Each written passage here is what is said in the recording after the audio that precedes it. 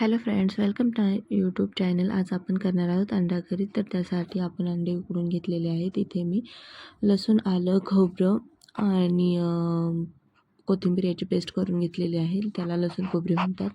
तेलात मी ते परतून घेतलेले आहे. त्याच्यानंतर मी कांदा आणि टोमॅटोचीही पेस्ट करून घेतलेली आहे आणि तेही मी लसूण खोबऱ्यासोबत परतणार आहे. तर इथे मी परतून घेतलेलं आहे. त्याच्यासोबत मी 1 चमचा मिरची पावडर, 1 चमचा मसाला आणि हळद घातलेली आहे. त्यानंतर मी फुटाण्याच्या डाळीचं पीठ मिक्सरमधून तयार करून घेतलेलं आहे. सो इथे मी फुटाण्याच्या डाळीचं पीठ घालत आहे.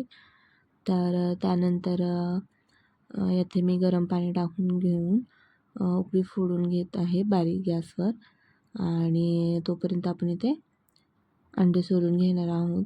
अंडे बरेच आहेत, त्यामुळे तुम्ही सोलून घ्या. हे अंडे तुम्ही थोडंसं कढईत तेल टाकून परतून घेऊ शकता, जेणेकरून वास येणार नाहीत, किंवा तसंही टाकू शकता.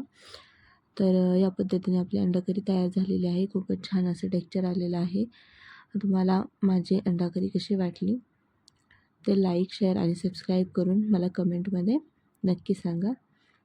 अशाच नवनवीन व्हिडिओसाठी मला सबस्क्राईब करा. मी किरण.